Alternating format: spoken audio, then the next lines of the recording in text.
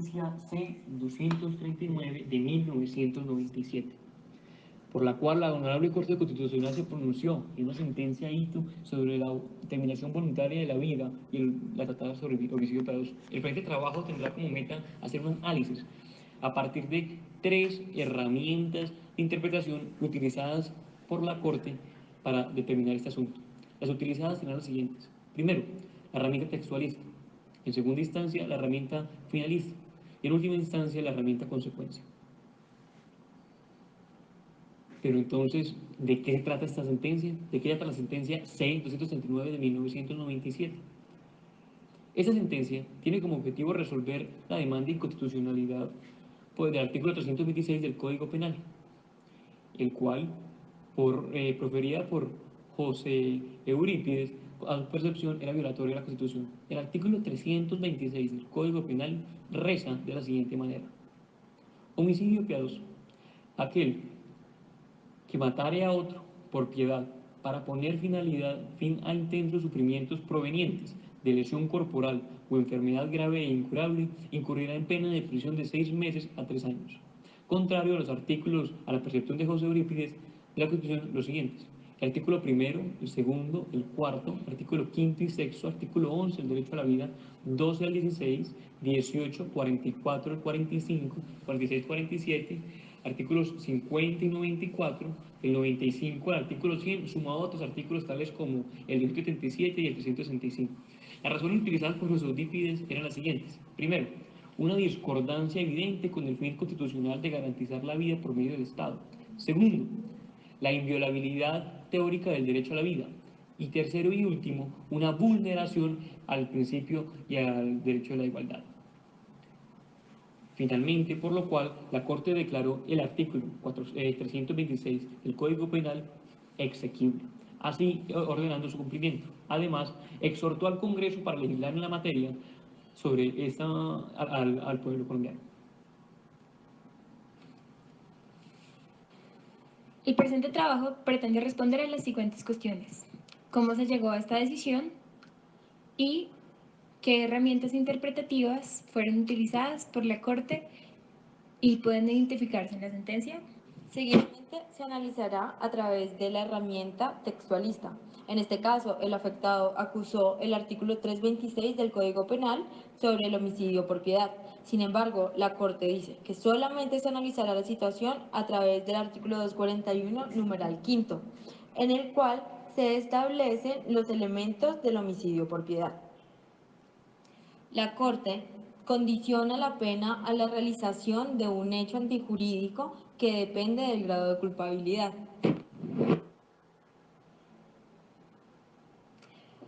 Otro artículo que se toma en cuenta es el artículo 29 de la Constitución Política, el cual establece que nadie podrá ser juzgado sino conforme a las leyes preexistentes al acto por el cual se le imputa.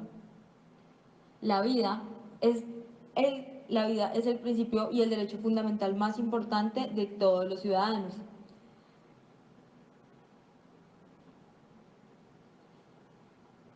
Este derecho se encuentra en el artículo 11 y también establece en el artículo 2 que las autoridades están instituidas para proteger a las personas en su vida y asegurar el cumplimiento de los deberes sociales del Estado y de los particulares. Finalmente,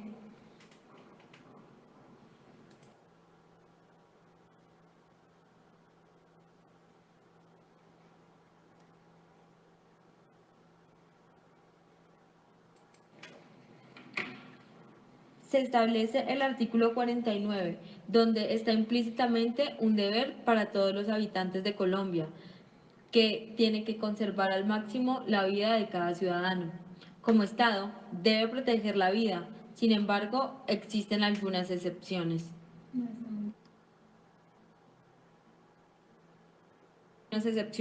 En primer lugar, se encuentra la legítima defensa y en segundo lugar, el estado de necesidad, en virtud de las cuales matar no resulta antijurídico, siempre que se den los supuestos objetivos determinados en las disposiciones respectivas.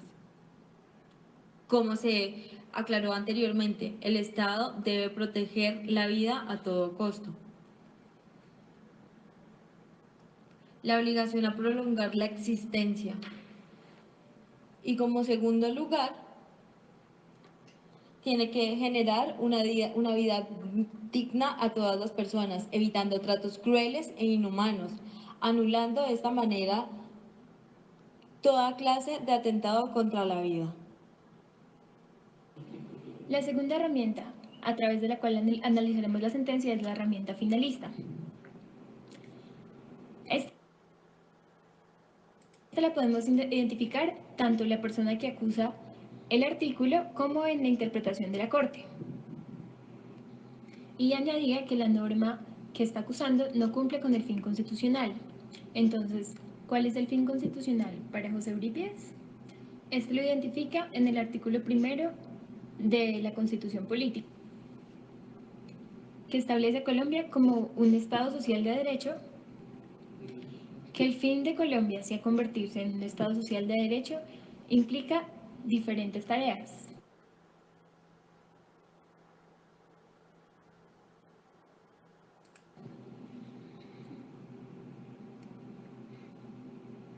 Una de estas es la necesidad de interpretar los derechos fundamentales como principios.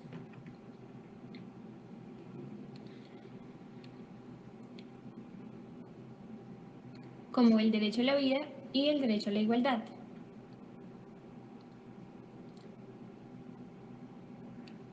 La realización de estos derechos equivalen a un objetivo moral y político. Para José Eurípides, el artículo 326 del Código Penal es contrario al fin constitucional colombiano, pues se permite que una persona disponga de la vida de otra y se discrimina a quien se encuentra enfermo.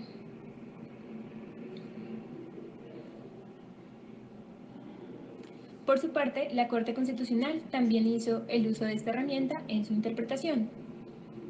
Para la Corte Constitucional, también el fin del Estado colombiano es convertirse en un Estado social de derecho.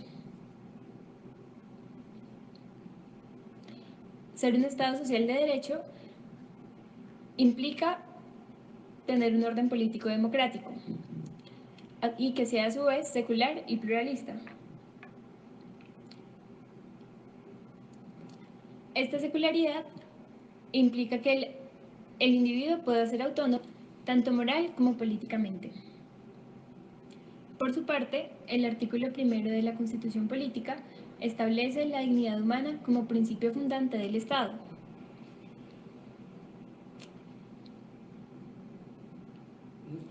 Esto implica un respeto a su autonomía y un deber de proteger la vida,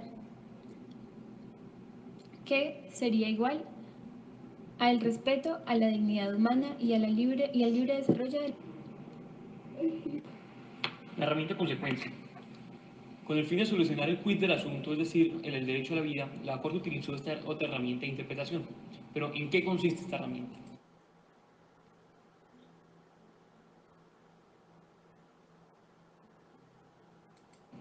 La herramienta de consecuencia consiste en un método de interpretación jurídica, el cual se determina entre un choque o contraposición de principios o normas sobre el cual debe primar en un carácter constitucional, es decir, sobre si lo solicitado se encuentra en contravía o en el sentido de la Constitución. Esta herramienta examina en caso tal de no cumplir la expectativa del demandante, aquel que solicita un derecho tutelado, si las consecuencias son acordes al sentir y expresar la Constitución. Es decir, si aquello que se manifestaba, en caso tal de no cumplirse, sería violatorio a lo dicho por la Constitución. Es decir, que debe primar aquella de mayor carácter constitucional.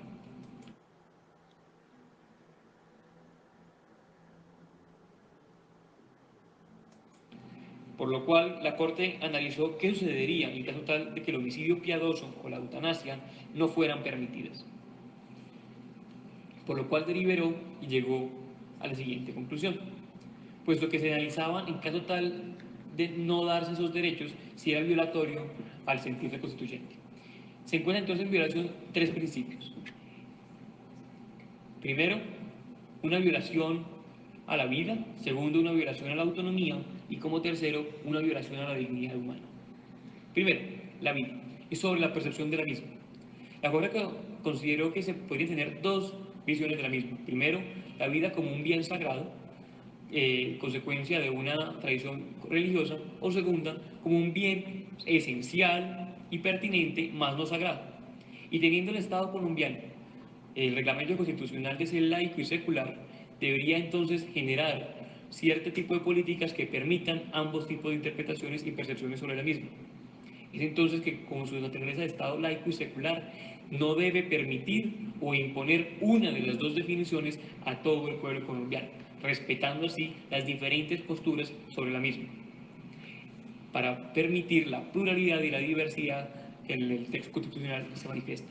Segundo, una autonomía y libertad del individuo.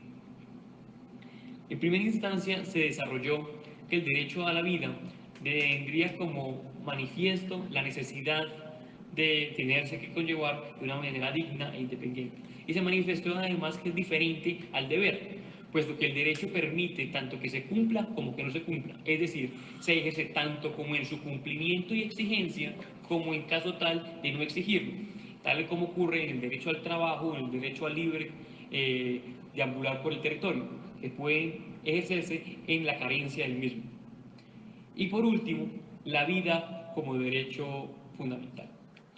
Es entonces necesario que la Corte prohíbe cualquier tipo de paternalismo u obligar al titular de la vida a ejercer sus derechos, puesto que se estaría desconociendo la naturaleza misma del derecho, puesto que no se puede obligar a ejercerlo. Y por último, la dignidad humana. Conllevar al derecho a la vida tiene también ciertas responsabilidades y conlleva en el artículo primero en que la dignidad como principio fundante del Estado. Es entonces que obligar a un individuo a llevar una vida bajo el peso de lo que él considera la indignidad sería no solo paternalista, sino no solo irrespetar el derecho a la vida, sino una imposición al ciudadano a vivir una vida indigna, también irrespetando principios fundantes y derechos requeridos de nuestra Constitución. Es por esto que al final la Corte pudo fallar generando exequible esto, puesto que en caso tal de no permitir la eutanasia y el homicidio piadoso se encontraba en contravía a tres principios fundantes, haciendo así énfasis a la herramienta consecuencia.